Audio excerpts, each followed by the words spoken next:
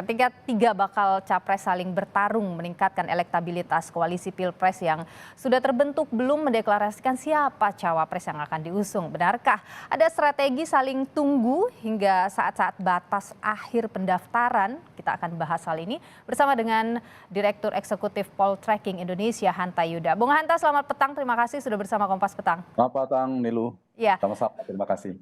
Ya, sambil menunggu siapa cawapresnya, kalau kita lihat antara tahun 2019 dan juga sekarang, apa yang membedakan? Tentu saja berbeda, karena 2019 adalah pemilu di mana ada incumbent.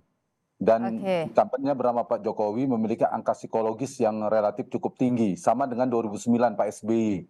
Angkanya cukup tinggi, bahkan SBY pada saat itu di atas 60%. Sehingga lebih leluasa Niluh untuk menentukan siapa cawapresnya. Tidak begitu determinan posisi cawapres. Sementara 2024, 2014, dan 2004, Pilpres periode pertama di mana tanpa incumbent, maka faktor atau variabel cawapres menjadi penting. Apalagi sekarang selain tidak ada angka yang menjulang satu orang di antara capres, yang kedua di antara tiga capres yang potensial kuat ini sangat kompetitif. Dari berbagai macam survei, misalnya Prabowo dan Ganjar tidak bisa disimpulkan siapa yang lebih unggul. Mereka tertinggi tetapi saling salib yang jaraknya di margin of error. Kemudian disusul dengan Anies Baswedan. Ketiganya punya peluang, karena itulah perbedaannya tadi menyebabkan posisi cawapres sangat penting dan menentukan. Keliru menentukan cawapres bisa menjadi blunder politik, bagian dari awal kekalahan. Sebaliknya kalau tepat memilih cawapres bisa menyolidkan bangun koalisi sekaligus menjadi potensi untuk menang. Oke, tapi kalau Anda melihat bagi ketiga bakal calon presiden ini yang paling aman, mereka memilih dari struktur partai atau di luar dari itu misalnya? Tergantung kebutuhan berbeda ya. Kalau Mas Ganjar sudah didukung oleh PD Perjuangan, tanpa berkoalisi pun sudah selesai. Sebenarnya bisa diusung. Kuncinya memang ada di Ibu Mega. Bagaimana Ibu Mega merestui siapa, memilih siapa. Kalau Ganjar Pranowo. Tapi faktor kemenangan juga perlu diperhatikan dari sisi Ganjar.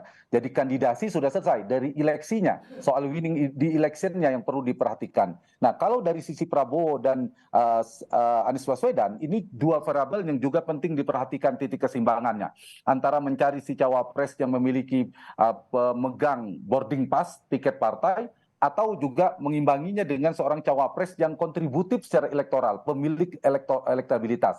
Nah, dua hal ini yang harus dipegang. Nah, kalau sekedar menjadi capres dan cawapres, Nilu, sudah selesai.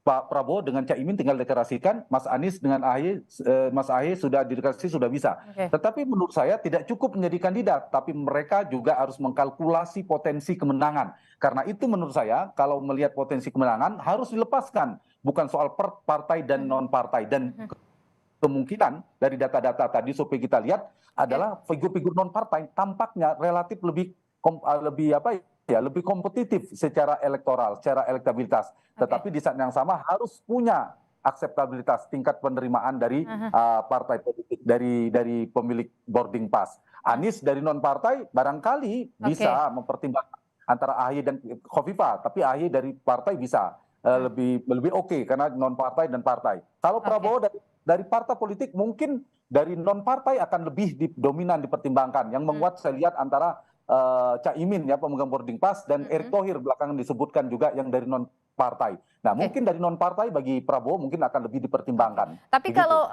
melihat situasinya sekarang di partai politik dan juga koalisi yang bergerak begitu, Anda melihat mungkinkah partai-partai koalisi itu akan menerima kalau ternyata itu di luar dari partai politik?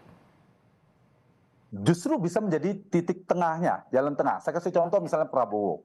Prabowo ada dua partai yang akan bergabung, yang sama kuat. Satu PKB sejak awal, pemegang boarding pass-nya, tiketnya adalah Caimin. Yang kedua ada Golkar, yang katanya juga akan bergabung bersama Prabowo, yang sudah diputuskan oleh Partai Golkar, capres bahkan adalah Pak Erlangga. Nah, posisi cawapres itu diperebutkan kedua-duanya.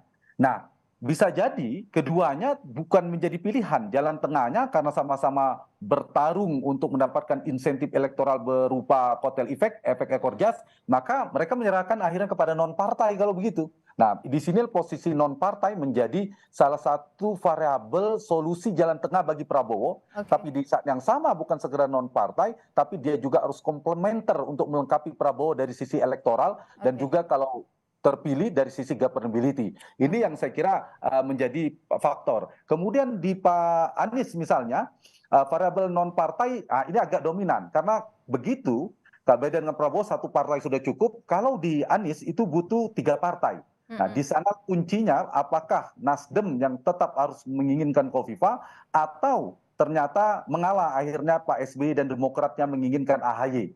Kalau misalnya putus pada satu titik akhirnya AHY dari partai tadi, saya kira sudah dekat waktu untuk mereka mendeklarasikan. Sementara Ganjar Pranowo mungkin lebih leluasa dari figur-figur non partai. Oke. Tidak membutuhkan tambahan tiket. Ada nama misalnya ada Sandiaga Uno, Erick Thohir, disebutkan di sana ada Pak Mahfud MD yang juga seniornya NU, belakangan ada Pak Nazaruddin Oke. Umar dan lain sebagainya. Oke, Bu Hanta, apakah sekarang ini kalau kita bicara sosok cawapres itu lebih cenderung mungkin akan mampu membantu mendongkrak elektabilitas itu dari sosok muda atau religius? Tergantung pada ukuran dari sisi ini ya, data elektoralnya dan profil si capresnya.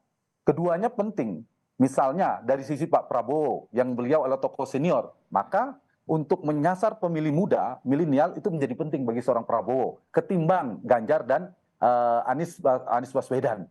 Nah, Anies misalnya kelompok religius dia cukup kuat misalnya di kelompok Islamis perkotaan.